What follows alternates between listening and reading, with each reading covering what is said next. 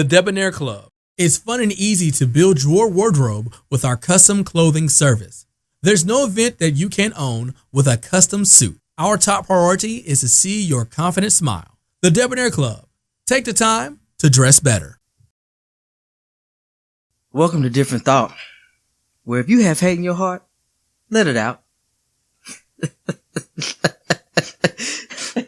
Hey. I hate my gums because they black.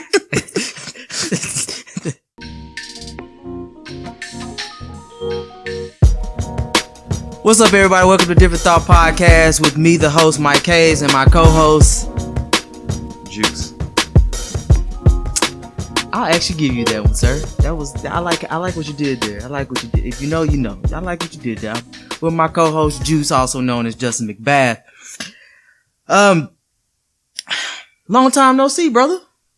Feels like it has been a minute. It's been about 3 weeks. Yeah, man. 3-4 weeks, yeah. So as we always do, let's start off with our hot take. So, straight like that. What you got for me, Juice?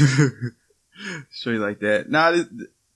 So I'm not active on Twitter that much. But I still get like the notifications and stuff. And I guess they've since updated it, and now you get like push notifications and stuff. And pop. I'm like, what the heck is this? So I get like conservative and liberal stuff, but I always get these notifications for like former President Trump is like sent out this announcement or something. And I was like, why is this dude still doing this? Like he's still like and they're just like rants and complaining about stuff. It's like people actually like listen, like read this. And like I check it out every once in a while. I'm like, there's nothing important here. Like nothing important here. Why are these people wasting their time? And then the person who like, it's like a third party. Like he has to give it to somebody and they give it to somebody and they post it on Twitter. It's like y'all really won't let it go, will you? Just won't let it go. I don't understand it. I'm like, but that's isn't that what's his name? I guess I've said this before, but it's true. Hitler said the biggest lies are the easiest to believe or something along those lines. So he just won't let it go. And the more you repeat it, the more people believe it. Just telling you the truth. That reminds me of like, I don't know if you saw where the Bucks went to the White House with Biden and, Tom. Already? Yeah. And they were talk, and Tom Brady gave this speech and he was like, something about along the lines of when 40% of the people don't believe that you. Oh yeah, I saw it. Yeah, I did see I thought that was interesting, but that reminds me of that. It's like when half the country doesn't believe the Bucks won anyway. Or either. Yeah. That's pretty funny. My straight like that is, it's the 4th of July. You meant the Buccaneers. I was thinking about the Bucks. Oh, no, yeah. The Buccaneers. Yeah, I was like, they got there fast. Oh, yeah. Nah. So, here recently, it's, summertime, family vacation time. So, my wife and I, as we usually do when we travel, we have these long, deep conversations. And so my straight like that is this. Drake is the perfect example of being average will make you successful.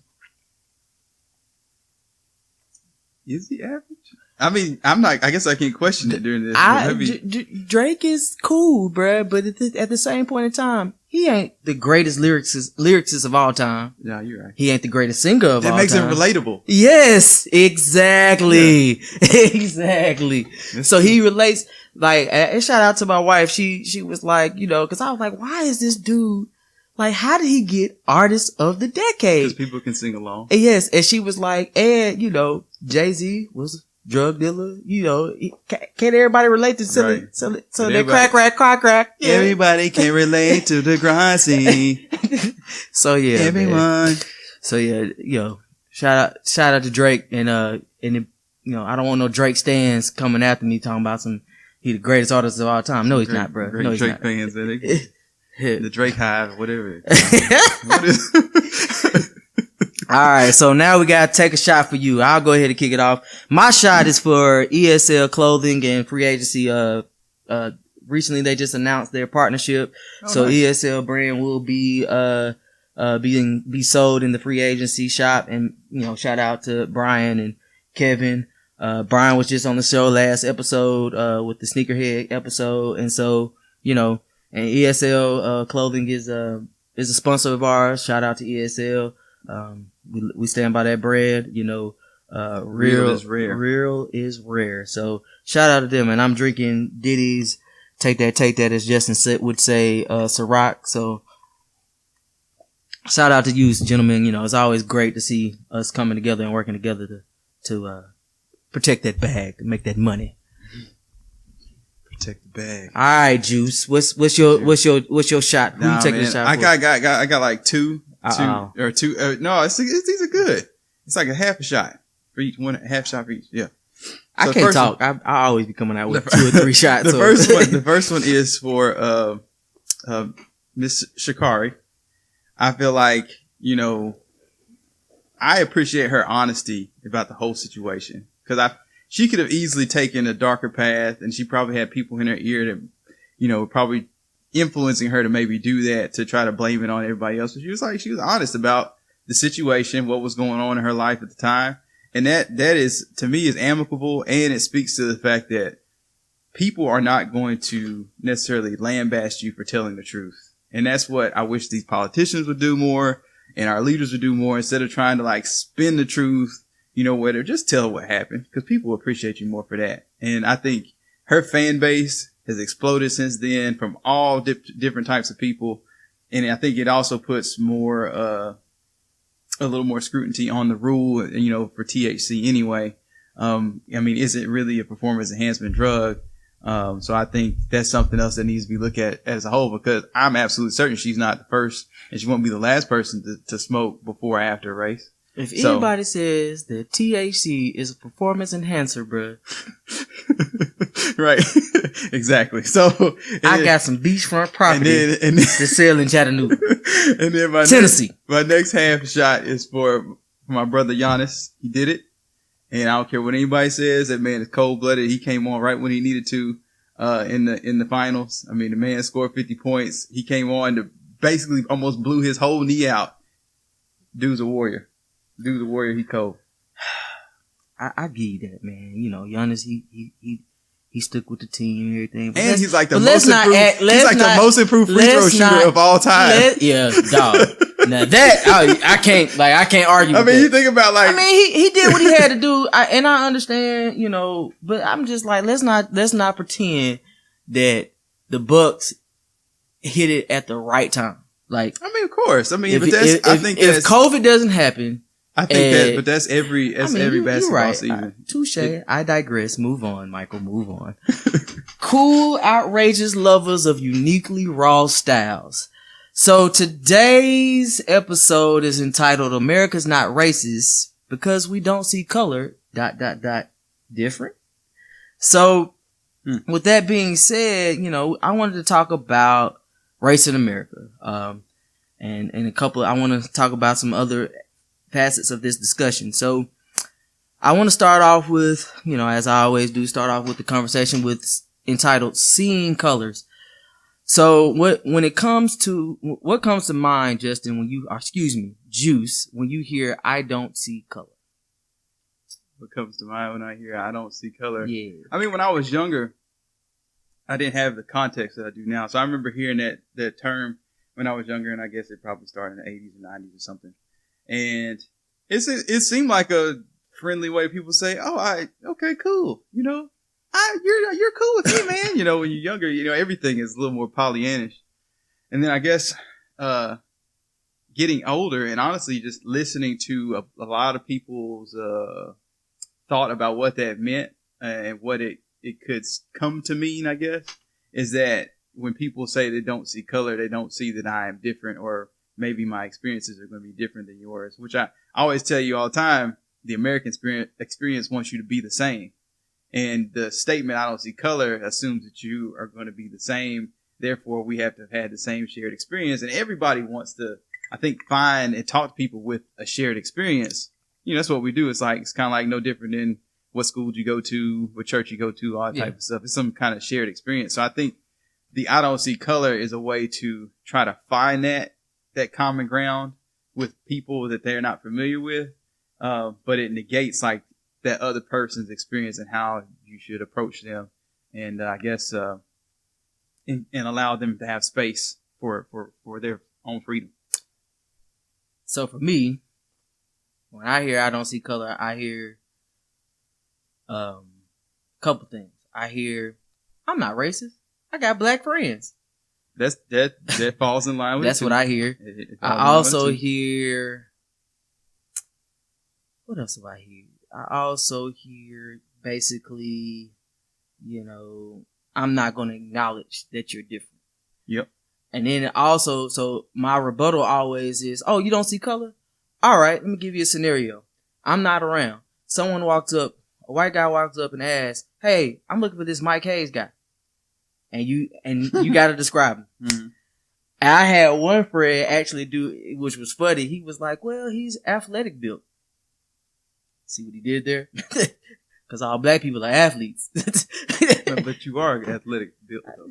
Justin Tomato, man. I Come understand. on. I mean, excuse me, juice. Pick a better example. I know. But that's what I'm saying. But I know what you're saying. I'm just that's what I found funny. So that's what I hear. It's a metaphor. It's a dumb metaphor. Yeah, or a bad one, but and I get it. I get it. They're trying. People are trying to say, well, because I tell them, oh, you don't. I do. I do. Because it's which leads into the segues in the next part of it is it important to see color, and if so, why?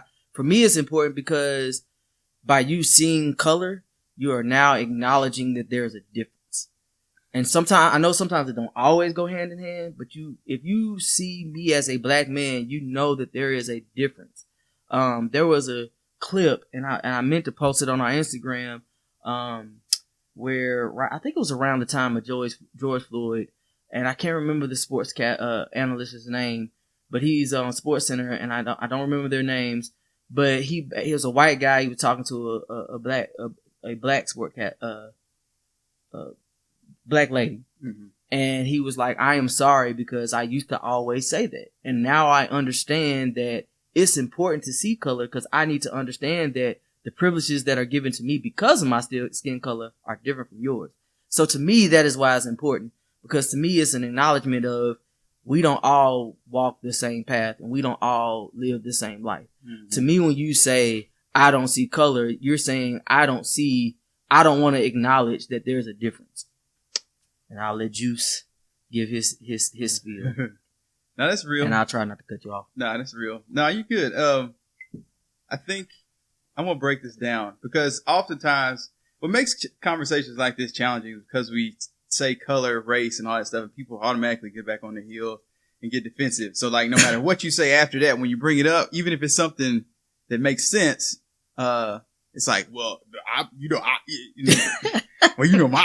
it's like, so like you said, I got black friends, all that stuff. But the reality is, we got to look at it like this. So, the I don't see color statement really should be like, think about it this way. If you see somebody that only has one leg, do you expect them to go out and win a 100-meter dash? No. You don't expect that. But you recognize that person, you see them, they only have one leg. That's all the people of color are asking for, is like, recognize my difference, and maybe as not necessarily me as an individual, but as a whole, there is a struggle that has happened within this country. So recognize that and not even necessarily do anything about it, but appreciate the fact that I'm at this point. I ain't asking, nobody's asking for any special treatment. And I think that's what, I think that's the apprehension, that usually comes with it in terms of, black and white relations, is that they feel like if they give us special treatment, I think in a lot of cases that we're taking something. And it's like, there's no expectation that I want something from you. It's just acknowledge that, hey, I'm not going to be able to run the race the same way that you have because I only got one leg. Right. And that's really what it comes down to. And that's just, and cause you wouldn't go up to a person that's a paraplegic or with an amputee and be like, well, I don't see people with missing limbs. I don't see that. I don't see your handicaps. I don't see your handicaps. You still have two legs to me. It's like, no. Wait a minute. So that's just how silly that conversation is, because we mixed race, just like mixed religion or anything like that, those hot button topics, people get on the fence too easy. I also think that struggle, I think this goes back to the whole black as a culture thing. I think that struggle is universal. And if you haven't, it's a universal language. If you haven't struggled, really because of your skin color, you tend to want to believe that you tend to want to believe this false tent that I am, there's no way that people struggle just because of the color of their skin, or as I like to say, your paint job.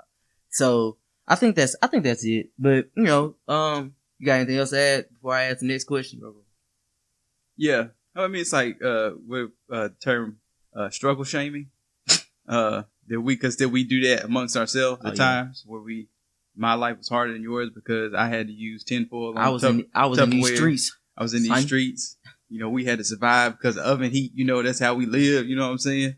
And so it's like, nah, if you didn't, that's okay too. Yeah. So we have to be friendly within our own people too to help remove those stereotypes and remove that perpetuation of I guess negativity within the culture. So let's keep this thing moving and keep this momentum going and talk about racism. So before we get started, I want to talk about I want to define racism. So I'm gonna give you basically Webster's term. What's a Webster talking about? So it's prejudice, discrimination,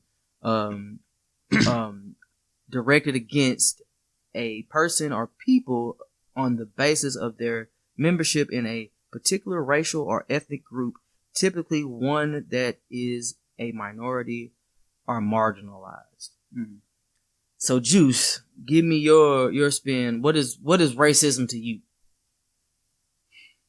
Racism to me is really just lording power over another group purely based off of appearance. Yeah. Because I kind of look at it like, that's basically what happened, in terms of black people in America. We were exploited. That power was lorded over us.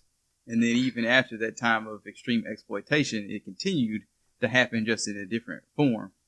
So I think it's purely about just exploitation of a group of people. Okay. So racism for me, and I did a good job and actually took notes before the show. What? Is withholding rights or liberties from a person or a group of people based on their race. It's just that simple to me. I think it's basically what you just said. It's just, holding power and holding, simple liberties away from someone just because of the way they were born. Yeah. And that to me is racism. Yep. So with that, I wanted to go into this conversation of that I have a lot. I don't know if you have it. Can black people be racist? So I'll kick it off. And I feel like we cannot be racist because we have no real power. Okay. And what I mean by that is, what is a black person going to withhold from a white person? There's a reason why there is a wealth gap. There's a reason why there is a home ownership gap. There's a reason why you have all these gaps. What can we actually, as a majority, withhold from someone other than invitations to the cookout?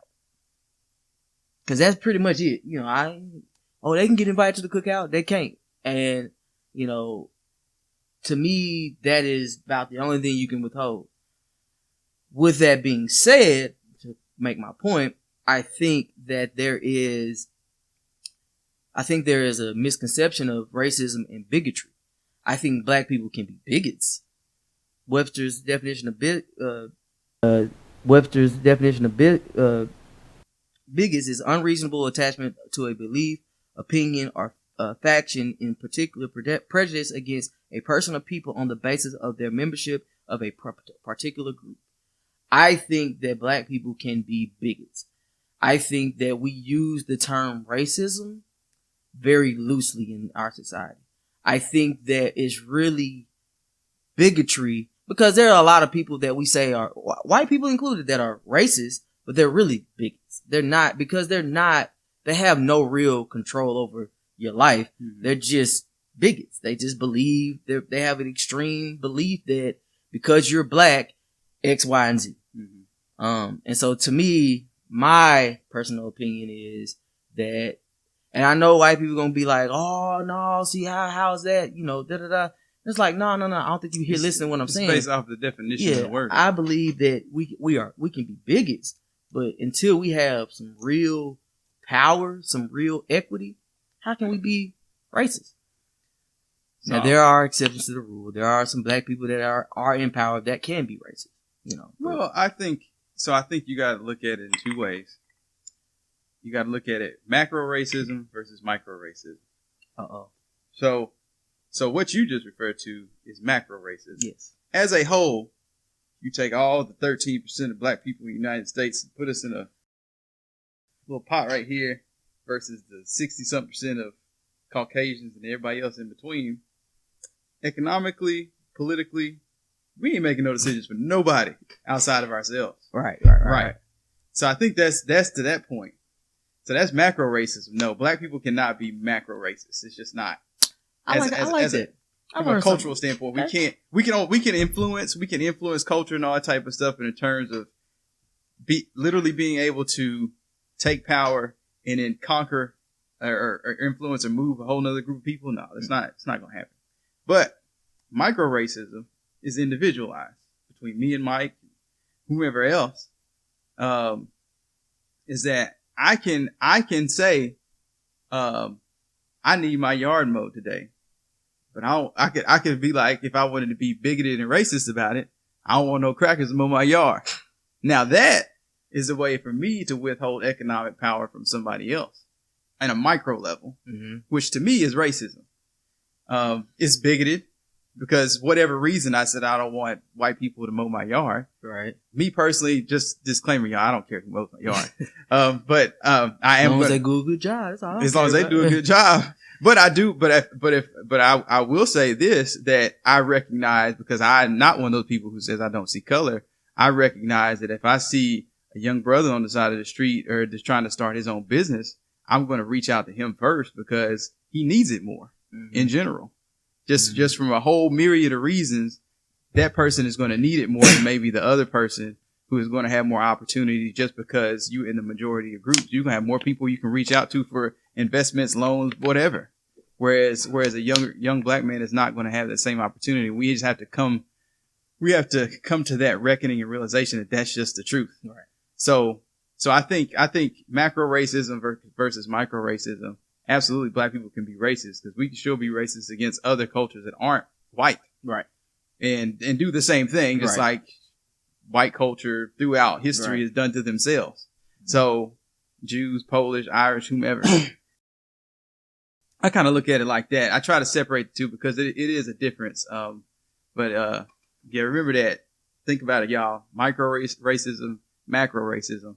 I think we can individually definitely be racist amongst groups of people and be bigoted against groups of people, both consciously and subconsciously. So I think it's one of those things that just as we ask other people to recognize the color, the struggle that we go through, we have to do the same thing, as annoying as it sounds. But yeah, to your point, give an example because I'm a visual person. If anybody watches Insecure out there, there's an episode where Issa Rae, and I forget the name of the foundation she was working for, her character, but there's a black principal, and she wants to offer all these good these services to these kids, and the black principal is only sending the black kids, right? And the white girl is like, but there's Latinas here, there's brown kids here. I remember that. and she like, we got kids. It is. She finally had to be like, yeah, this ain't right. And so that would be an example of the micro. So yeah, I think that's dope. I think that's a good example there. So the next question I have here is, is America racist? I'll let you give your spiel. America? Is America racist? Listen here, America. The late great Bernie Mac. So I'm gonna hit you with the Senator Tim Scott real quick, but I want to actually do a better job than he did. Oh gosh. So, Oh, gosh. me personally, because this is kind of a play off of our conversation with Mrs. Ewing in the fact that, America clearly was founded on racism, sexism, and all these other things because you couldn't own land to do anything unless you were, a white man that owned property, all that stuff. You couldn't make any decisions. So that was withholding a lot of power from a whole bunch of people, even outside of races. So if it's founded on that and then those types of principles don't change really through over half of its existence, you have to think that those tenets are still going to exist. It's going to be carried throughout time, just in tradition, in general. The people who make those decisions, they spend a lot of times with other people who make those decisions, and then that type of wherewithal doesn't necessarily get passed down.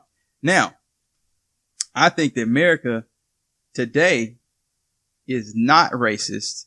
America is capitalist, and it always has been, and that's why I used the term exploitation earlier in terms of racism, because exploitation and racism go hand in hand. How do I get somebody to do something for me, for as little as possible that I can give them to do it? Well, if I can get all those people to look the same, well, then it makes it really easy for me to exploit them. And so then I get everybody else to buy into that. Well, all these people look like that. They ain't worth nothing. They'll do it for free. And we're going to exploit them. So I think capitalism naturally exploits. It's just, do you have altruistic capitalists that go in after the fact and try to address those things in their community? And you see some of that now in corporations and all that stuff, people kind of waking up, trying to be woke or whatnot. It's going to take a lot of work, but I think you have to have people in power, seats at the table and all that type of stuff, to really, kind of move things along. And we got to give people the tools to know what they do when they get to the table. I think that's the problem too. We want to see the table. We want to see the table. But when you get there, you know how to eat. I feel you. So my spiel is systematically, yes. It's that simple. Yes, America is racist. You can't have a nation that was built on and built and rooted in hate and or a viewpoint that another race is inferior to one, and think that once you free them, everything is going to be forgiven. And what I mean by that is like, one conversation that comes to mind with me is having a conversation with a coworker, and they said, hey, so you think that we should just hire black people and put them in these leadership positions? And I think I brought this up before, just because they're black. And I said that the issue with that is that you think that black people are not capable of performing that job. And so that's kind of where I think about it is, and what I mean by that is, that mindset has been brewing over centuries. So for instance, like, this is the way, me and you speak numbers pretty well. So, slavery ended in 1865, correct? Mm-hmm. The Civil Rights Act was in July of 1964. Mm-hmm. July 2nd to be exact, of 1964. That's literally, and that's really when you can say we kind of became free. Mm-hmm. And that was because you had the ability to control your own destiny. And so, if you really think about it in mathematical terms, that was literally 57 years ago to this month. 57 years and 1 month. Yep. To the day this episode airs. Mm-hmm. So in my mind, it's like you can't. It ain't gonna change overnight. Yeah, that is 57 years of a 245 year history of this country. Yeah. So it's longer than that if you take it back 16. Yeah, but I'm just saying, 19. just 1776. Yeah. Let's just start there. That, so you can't tell me that it's not. It's not. Well, see, that's why I said today. Yeah. I didn't quantify the. No, but that's what I'm saying is that it's just. It ain't gonna change. It ain't gonna change overnight. But I will say, given that total span from 1619 to now, I wouldn't have imagined, like, if somebody told me then that it was going to change as quickly as it has, or the way that it But has has in it 57 changed, though? years. I mean, We have a government that won't sign an anti-lynching bill. Think about that. I don't think that's true. I don't think that's true because there's a hate crime bill that's in it. Yeah. But I mean, it's all the same. I think that I give you that. I would verify that first before because I don't think that's necessarily true. Okay, I'll give you that. Okay, but you still have George Floyd. You still have Breonna Taylor. You still have See, that's I get what you're saying, but that is it's I guess normalized. when I think about government, I think federal government. I don't think about state government. Yeah, and so I hear you. So those people, like those examples, are people who are victims of the state. Yeah. I mean, they are essentially assassinated or executed by the state. But back when they were lynching people in the 50s and 60s, that was people victims of the state as well. And you're right. So I'm just saying, I hear what you're saying, yeah. But I'm just saying at the end of the day, it's changed, but has it really?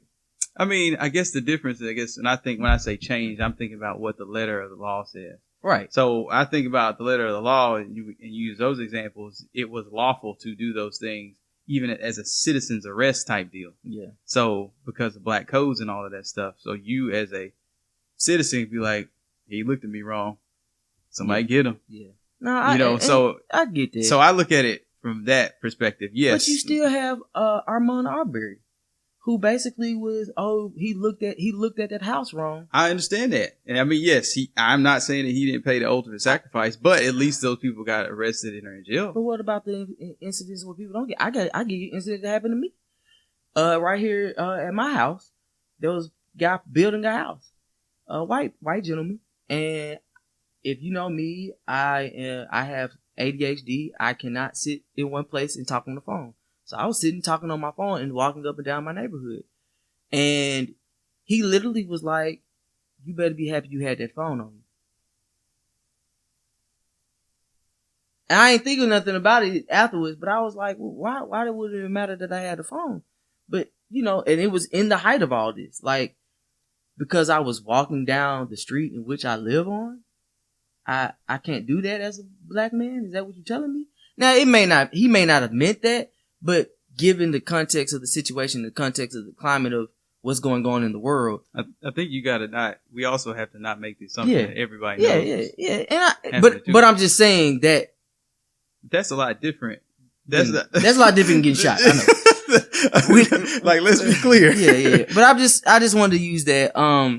So I guess let's get into this, real quick. Nobody wants to feel like a prisoner in their own community. And I think that's ultimately what it comes down to, is that whether you're being physically accosted or verbally accosted or just things said to you for no apparent reason, you still feel like a prisoner in your own community, which I think is really the overarching theme of racism in general. It's just, you don't feel free. Yeah. Well, and to spin on that conversation, the example I gave you, if he said that to a white person, they would have thought nothing of it. But for me, right, given everything that's been going on, your mind and being in the experiences that I had, because it goes back to why it is important to see color. Yes. Because if you see color, you see a black man and you say, hey, he may feel a certain type of way if I say things this way, so I probably should say it this way. Yeah.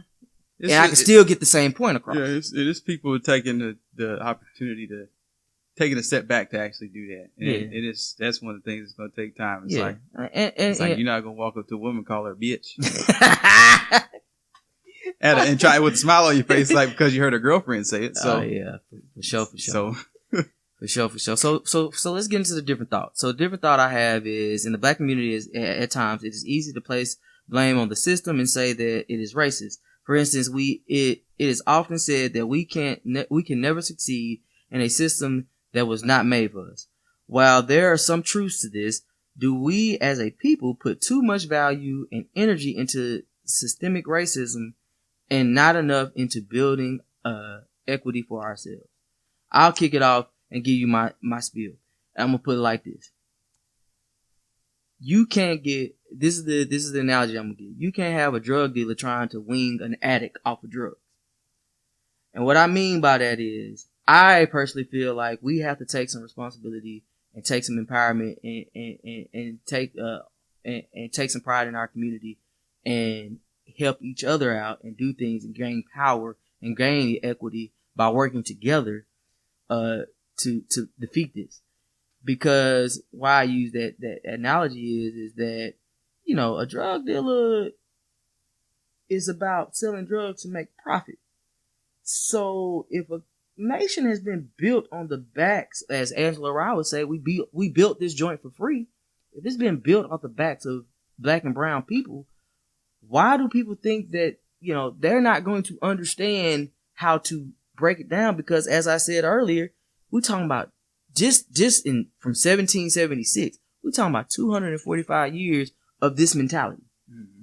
And so we have to kind of take some ownership and say, you know, let's take our own in and let's police ourselves and do things, and let's get land, let's buy black, let's do these things and build ourselves. So that's kind of my spiel on it. I do understand that there are some things that the government or the whites or the system has to do to change to help us out, but I think we also have to take some ownership as well. I don't think that it, you know, like I said, you know, a drug dealer is not going to wing an active drug dealer is not going to wing a drug addict off of drugs. Let's put it like that. Right. No. So basically you're saying the drug dealer is the system or the government, or, you know, American culture at large is not going to, yeah. And we just the ones over here just trying to give me another slice. You know? Gotcha. Got that itch. No, I mean, I think that's real. In terms of, you know, structural racism, is it structural racism or structural bigotry? And, you know, how do you go about that? And I think that's always been an issue. Like, I like the term structural racism. I think it's good for starting a conversation, but it's difficult to define because there is so much nuance in it. Like, I think you can say, you know, redlining of structural racism, but then once that law is removed, how do you define it? Because now the law's removed, but now it's just like you're giving people the choice. Well, they've been in it for so long. How would they know to do anything different? Right. And I think that's what it ultimately comes down to. Is like how do you influence people to the point to where they recognize their own power within their own community, but also, it's two sides. You got the dude that yelled at you for no apparent reason, who feels like you shouldn't be able to do that or shouldn't be doing that for why ever he yelled at you.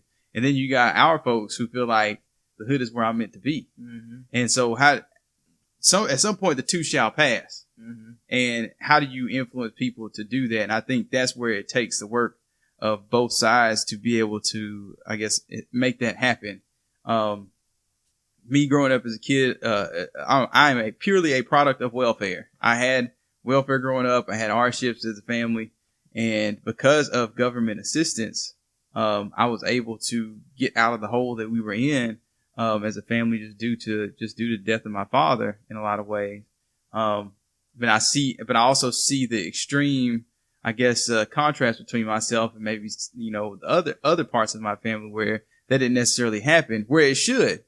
But we just ultimately made different choices. Right. We had the same opportunity. We just made different choices. So really it's about influencing choice in a lot of ways. And the opportunities have to be there. Yeah. And I think that's what we're missing a lot of, is providing those opportunities and making sure everybody feels comfortable to take them. And I'll say this, you know, I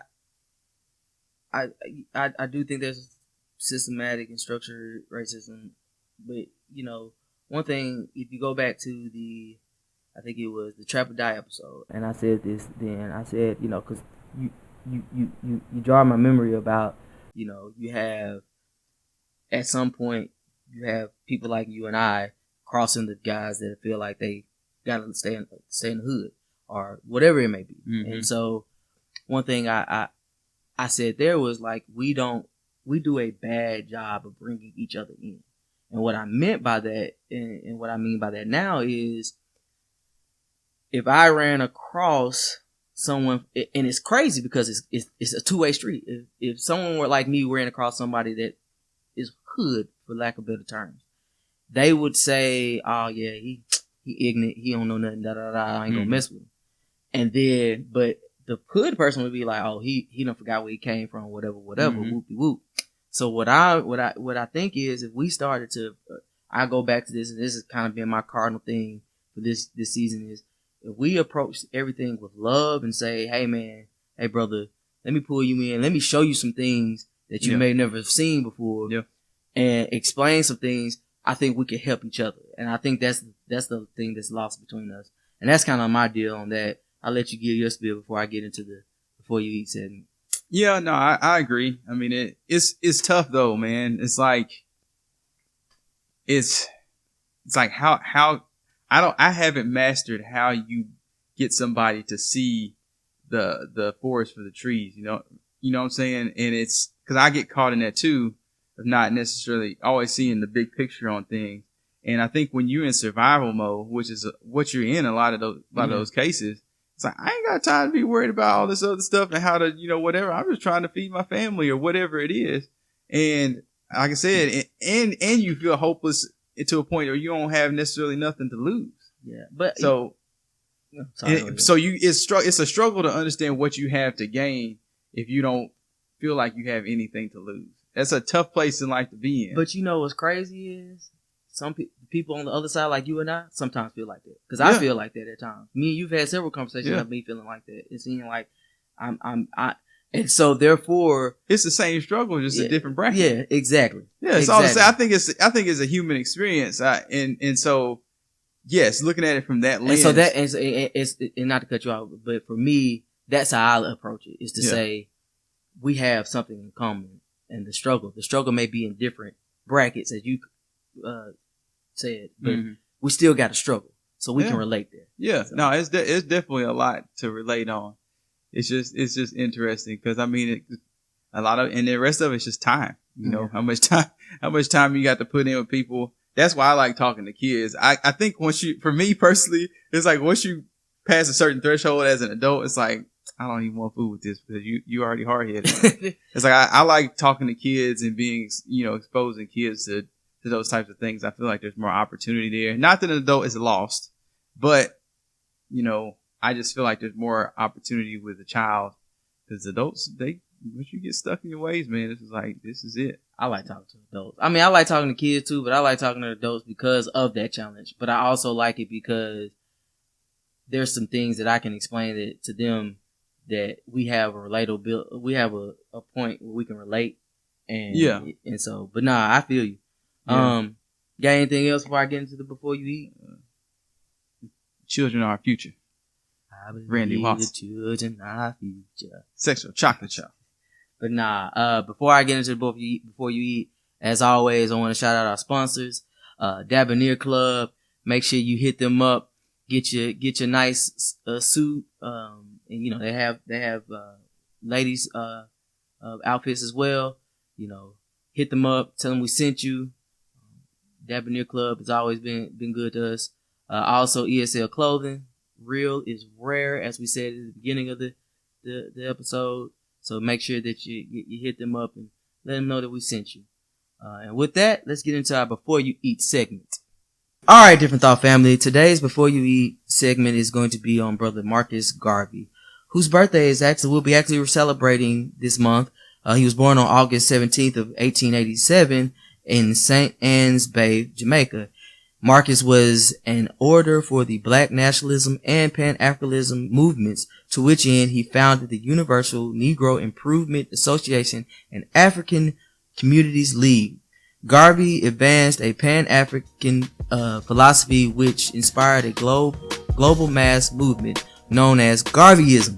Garveyism would eventually inspire others from the Nation of Islam to the Rastafarian movement.